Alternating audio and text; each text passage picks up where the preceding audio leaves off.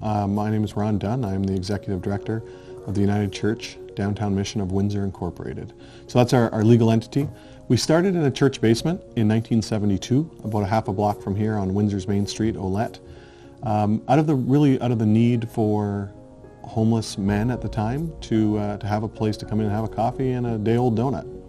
So in 1972, our budget was $2,400 a year, which, at the time was a stretch for a small church. And that's all they did. Sundays, 1 hour after church, boom. Today, we have about a $6 million budget in total, and we serve literally, 726 meals a day as our average right now. Breakfast, lunch, supper, bagged lunches for people who have employment opportunities or schooling. We have a food bank that serves 1,100 people a month. We recover produce from the county and redistribute it to 42 other agencies in Windsor, including 22 schools of impoverished neighborhoods. We run a 103-bed shelter, which allows homeless people experiencing homelessness to come in and have a safe place to sleep.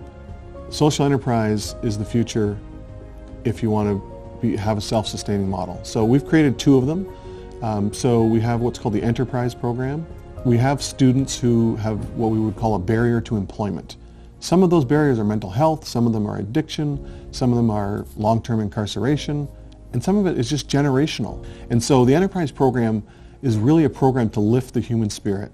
And we teach people that they're worth it. We teach people that they can do it.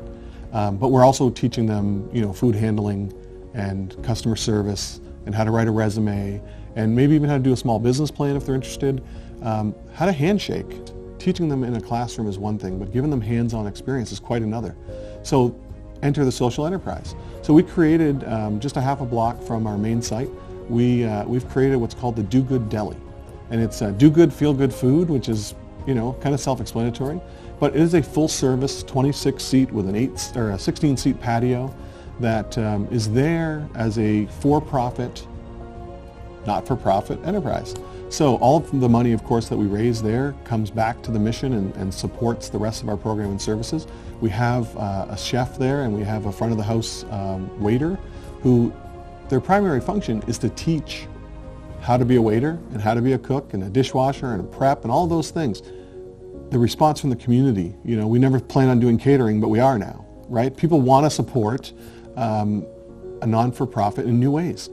The idea is to not create, 1,000 new chefs or dishwashers or, front of the house staff, but it's about transferable skill. So that's the Do Good Deli. We have another company in the basement of the same building on Olette here. It's called Charities, and it's a t-shirt company, t-shirt and promotional products. So there, the same scenario, only our participants are learning how to do sales and marketing, some small accounting, invoicing, and things like that, inventory control, customer service, and production. So we're doing t-shirts and pens and anything you can imagine with a logo. And that's also been very well received. If somebody's considering a social enterprise, my advice would be, first of all, you have to sometimes take a leap of faith. But do your research first. It's like any business, right? You can't just go in and open a business. You need to know what the needs are. Know your community, know what they'll support or what they won't. Do a business plan and what's your niche? How's it going to operate? What are the hours? Where's it going to be located? All of those things that, I think sometimes in non-for-profit we think, we'll just do it and the community will support it. Of course they will. We're great. And they are great. But that doesn't mean your business will be great. I think in nonprofits we think about the work that we do, but we don't think of it as a business.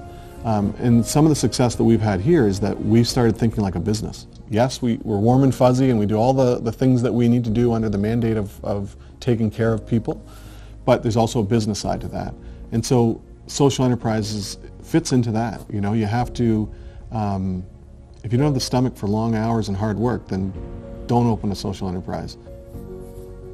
Our whole existence is based on people. There's the people that we help, and there's the people that help us. And we're nothing without both of those sides, right? So I just like to say thank you.